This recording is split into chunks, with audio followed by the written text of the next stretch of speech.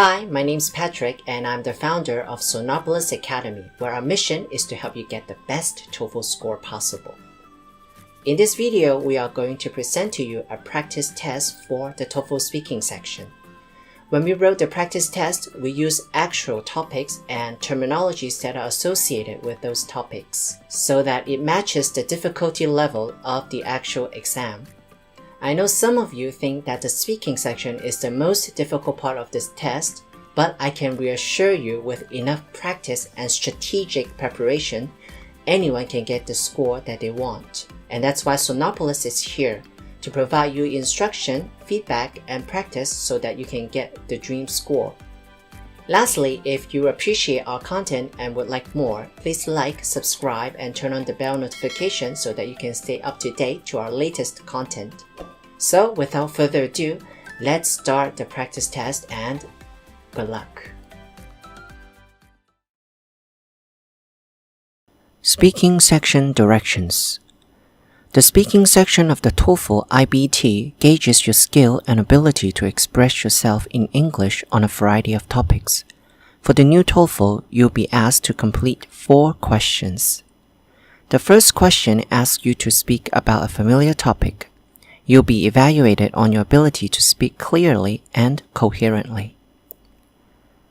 As for the next 2 questions, you'll be asked to provide a response according to a passage you've read and listened. The first integrated task will have you read a short passage on a campus-related announcement. Then, you will listen to a conversation between a male and female student expressing their opinion on the matter. The second integrated task will ask you to read a passage on an academic topic. Then, you will listen to a lecture about the topic. For both tasks, you will be asked to combine relevant information from what you have read and listened to give a coherent response. As for the last task, you will be asked to listen to a short lecture on a certain academic topic. You will then be asked to provide a summary on the topic and the examples being used to illustrate the topic. Your answers to these tasks will be evaluated on your ability to speak clearly and coherently. Throughout the section, you can write down notes on what you have read and listened about the passages, conversations, and lectures. You are advised to use those notes as you prepare your answer. Listen carefully to the directions for each question. A short time, 15 to 30 seconds depending on the question, will be given as you prepare your answer. A timer will be present and will display how much preparation time remains. Once the preparation time is up, you will be asked to start speaking. A timer will display how much speaking time remains. When the speaking time is up, a message will appear on the screen. Directions. You will now be asked a question about a familiar topic. After you read the question, you will have 15 seconds to prepare your response and 45 seconds to speak.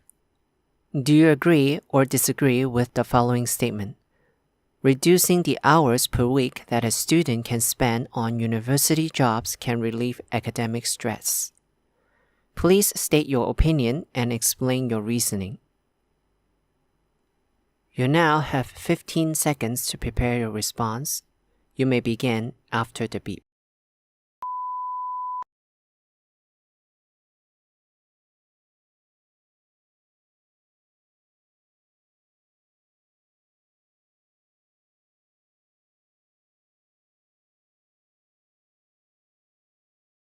You now have 45 seconds to speak. You may begin speaking after the beep.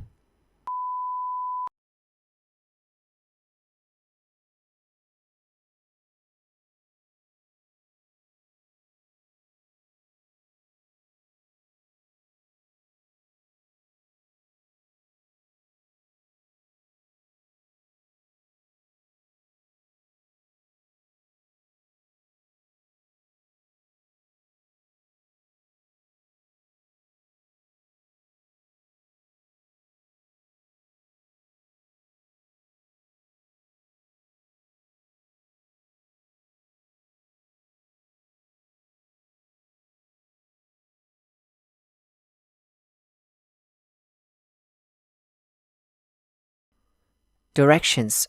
You will now read a short passage and then listen to a conversation on the same topic. You will then be asked a question about them. After you hear the question, you will have 30 seconds to prepare your response and 60 seconds to speak. You have 45 seconds to read the passage below. You may begin reading now.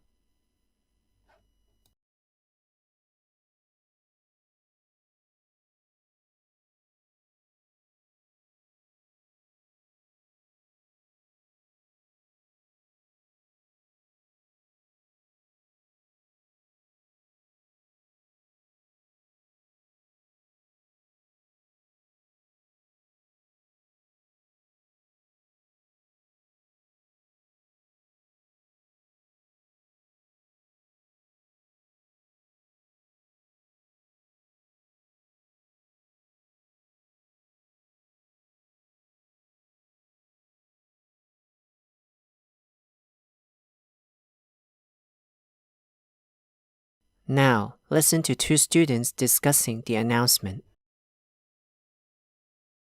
I don't think that's a good idea, What do you mean? because it's not going to help with anything. A simple look at the situation could tell us that most of the noises comes from off-campus, from residential areas, where all the restaurants and bars are. Reducing on-campus activities simply wouldn't make much of a difference in reducing noise. That's a good point. My friends actually told me that the noise they heard at night are mostly from students enjoying their dinners off campus. They don't really consider those chit-chats disturbing. Right. And as for the impact on students, I definitely think that the environmental department is going in the wrong direction. I mean, the nighttime is when the students can participate in extracurricular activities. How can they have a full college experience if they are limited to doing anything at night on campus? Oh really? Yes, since most lectures and study groups happen during the day, most students are preoccupied with them. It is the nighttime when students can explore their interests and unwind by engaging in extracurricular activities. The male student expresses his opinion on the university's plan to limit night activities. State his opinion and explain the reasons he gives for holding that opinion. You now have 30 seconds to prepare your response. You may begin after the beep.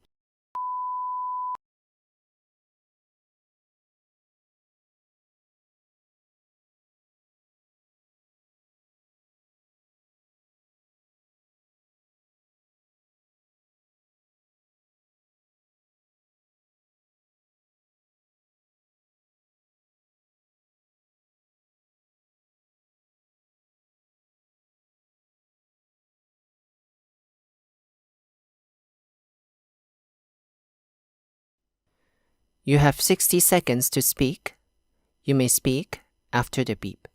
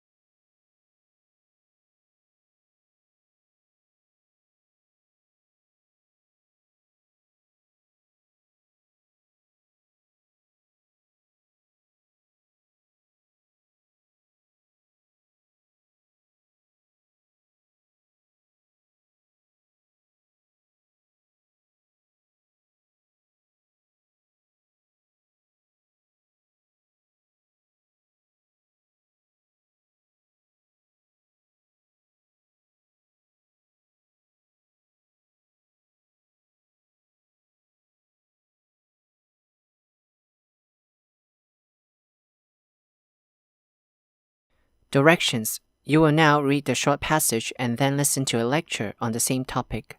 You will then be asked a question about them. After you hear the question, you will have 30 seconds to prepare your response and 60 seconds to speak. You have 45 seconds to read the passage below. You may begin reading now.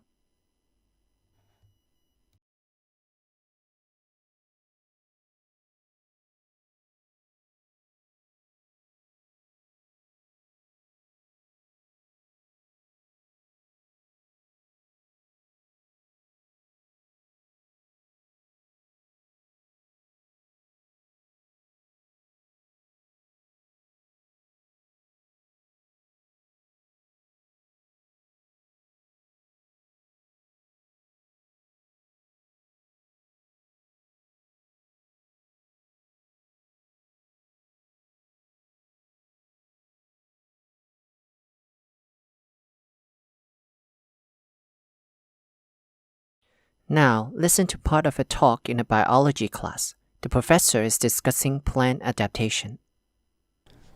Okay, so we've discussed plant behaviors when they undergo environmental stress, which I think is incredibly fascinating. Actually, there's some research which suggests that plants display adaptive behaviors when they are under repeated exposure to the same stress. For example, let's discuss the plant species Mimosa pudicea. Mimosa is known as a sensitive plant because of its behavior of closing its leaves when it senses danger. In an experiment with a custom-designed apparatus, botanists simulated a natural disturbance by dropping water on Mimosa. To no one's surprise, Mimosa closed its leaves immediately after the exposure. The botanists then took this a step further by repeatedly dropping water on the leaves of the mimosa. They could observe that the mimosa plants ceased closing their leaves when it recognized that the repeating disturbances weren't threatening.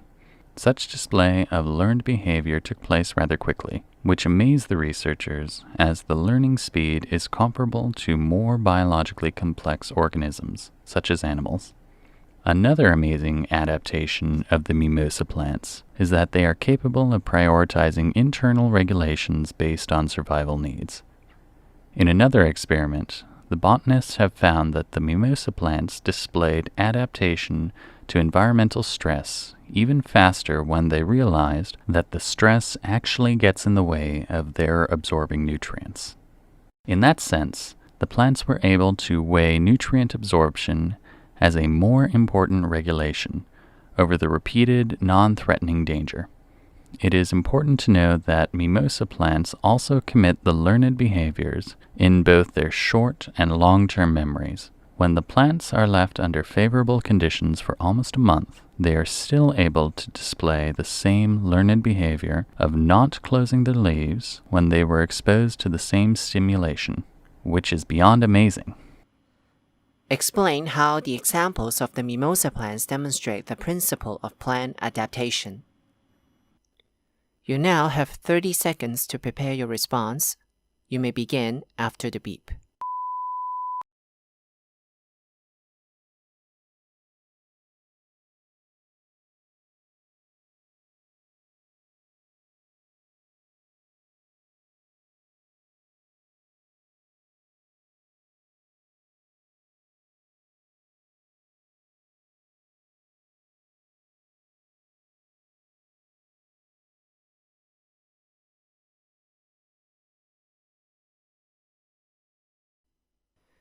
You have 60 seconds to speak. You may speak after the beep.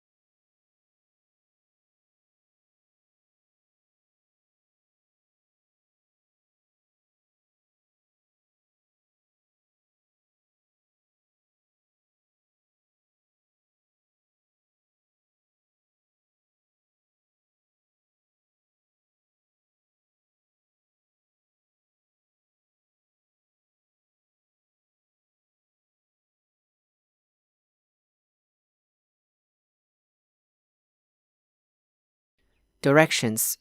You will now listen to a lecture on an academic topic. You will then be asked a question about them. After you hear the question, you will have 20 seconds to prepare your response and 60 seconds to speak. Now, listen to part of a lecture in a statistics class. Right, let's discuss sampling error. So what does it mean?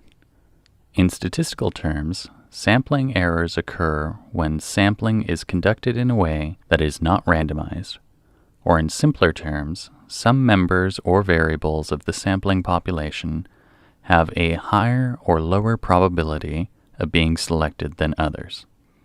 One might argue that a survey with a non-randomized sample can still yield meaningful statistical conclusions. But I have to disagree with that. Statistical claims with sampling errors should not be used as they can't accurately reflect the opinions of the population. First, let's look at the non-randomized bias within a company setting. Let's say you would like to conduct a survey about employee satisfaction towards a company. The variables are the surveyors and the respondents.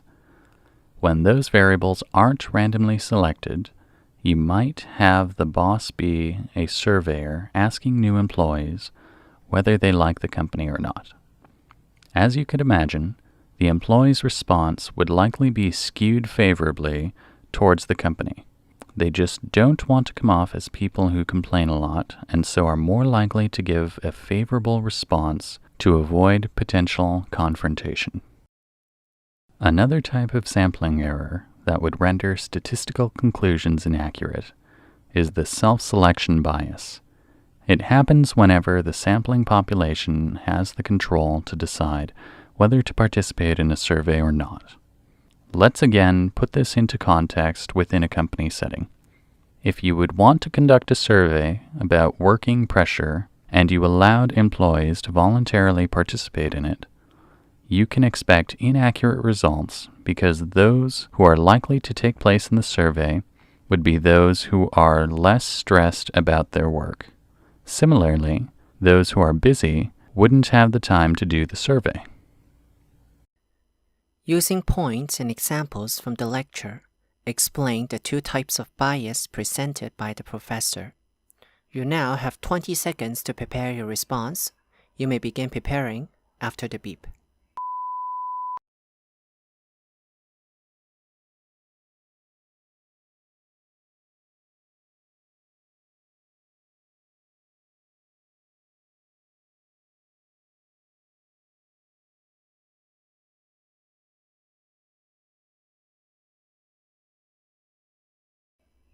You have 60 seconds to give your response. You may begin speaking after the beep.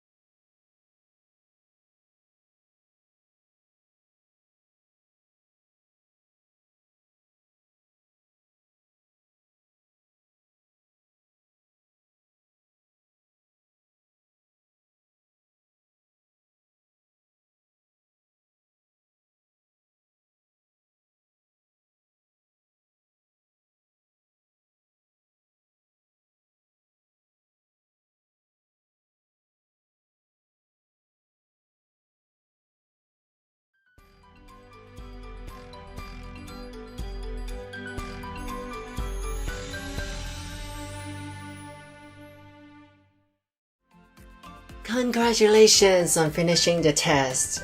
I know it's a very difficult test, but you have made it through. Please give yourself a big round of applause. And as you keep on studying, please make sure to reflect on all the practice that you have done and think of the improvements that you can apply on your future practice. And if you have any question, please feel free to leave a comment down below and I will answer them when I see them. It's nice to have you here. My name's Patrick and I will see you next time.